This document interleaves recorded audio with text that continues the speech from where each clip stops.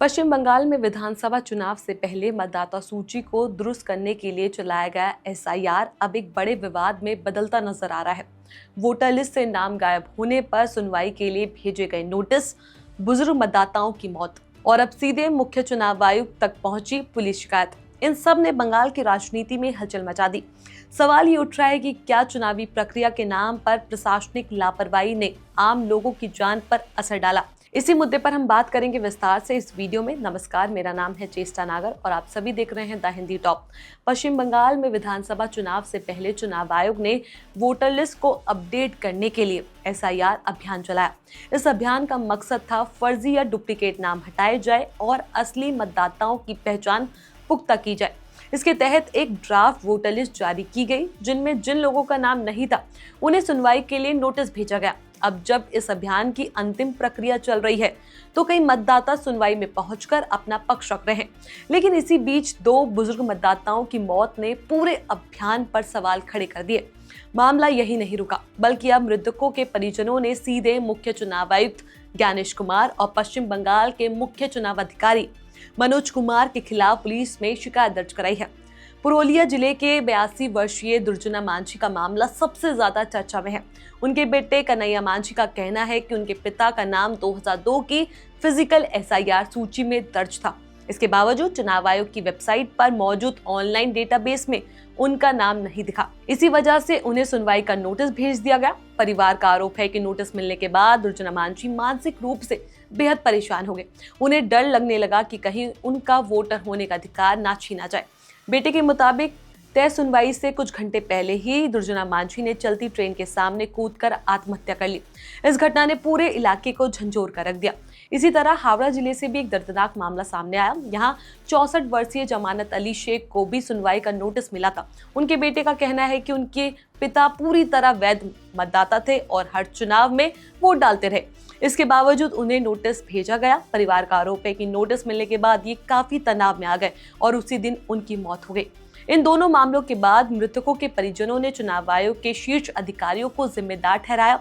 परिजनों ने आरोप लगाया कि गलत और तकनीकी खामी से भरे नोटिसों ने बुजुर्ग पर मानसिक दबाव बनाया, जो उनकी मौत की वजह बना। मामले ने तब और गंभीर रूप ले लिया जब पूर्व मेदिनीपुर जिले से एक और घटना सामने आई।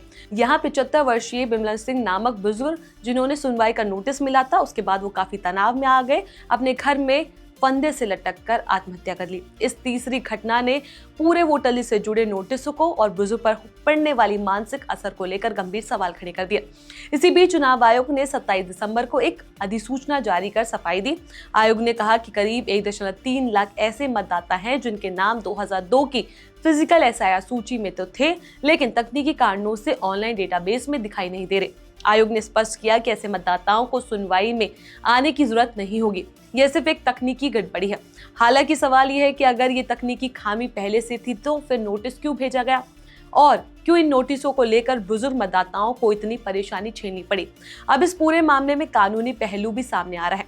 चुनाव आयोग के एक अधिकारी ने प्रतिक्रिया देते हुए कहा कि मुख्य चुनाव आयुक्त के खिलाफ एफआईआर दर्ज नहीं की जा सकती। कानून के मुताबिक अपने आधिकारिक कर्तव्यों का निर्वहन करते समय किसी चुनाव अधिकारी के खिलाफ आपराधिक मामला नहीं चलाया जा सकता। अधिकारी ने चेतावनी दी कि अगर पुलिस इस तरह की एफआईआर दर्ज करती है तो इसके कानूनी नतीजे हो सकते हैं।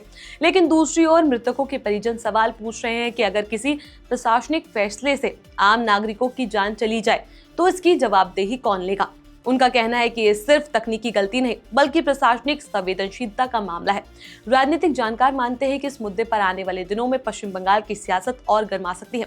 विपक्ष इस मामले को चुनाव आयोग की कार्यप्रणाली पर सवाल उठाने के तौर पर इस्तेमाल कर सकता है, जबकि सत्तारूढ़ दल इसे राजनीतिक रंग देने का आरोप लगा सकते हैं। एक तरफ चुनाव आयोग की मंशा वोटर लिस्ट को साफ सुथरा बनाना है तो दूसरी तरफ बुजुर्ग और कमजोर मतदाताओं पर पड़ने वाले मानसिक दबाव भी नजरअंदाज नहीं किए जा सकते।